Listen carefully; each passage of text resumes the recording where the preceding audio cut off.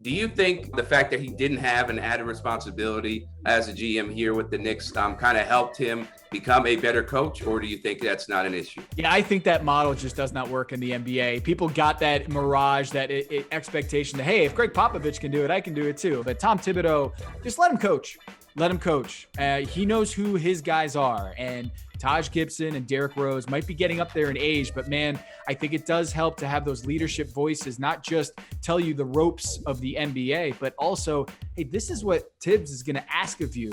And if you are on his good side, man, he is going to be the best. And so I think Leon Rose and the fact that they have a long history together with William Wesley, where they're going to be able to have those collaborative discussions, I think the trust factor goes a long way. And so when Thibodeau is wanting certain guys or wants his type of brand of basketball, I feel like they already know what that brand is. And so even if he's not making those decisions anymore, I think his voice is being heard. He definitely has a voice of influence with regards to what moves they've made, they're going to make. And so that's going to be the case whether he has the title or not. And I agree with Tom. It's better that he does not, because he can just focus on coaching. And before he even took the Knicks job, he did some interviews on ESPN, and he said he doesn't want to be an executive again. He just wants to coach. I think that is a great scenario for him and for the Knicks, and you saw that bear itself out in year one here in New York. But have Thibodeau coaches and what he wants, I think that's always going to factor into what New York does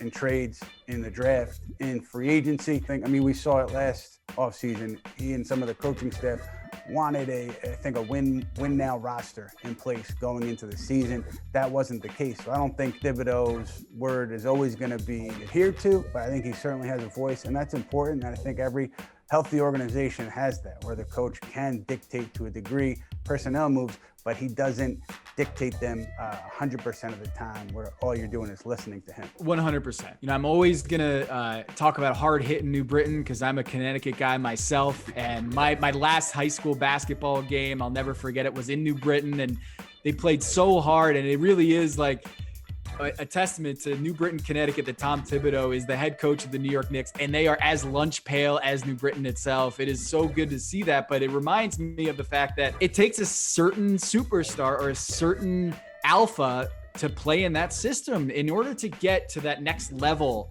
of wanting to win championships in New York. You have to find that type of player, Jimmy Butler, Chris Paul, who are just such gamers and gym rats.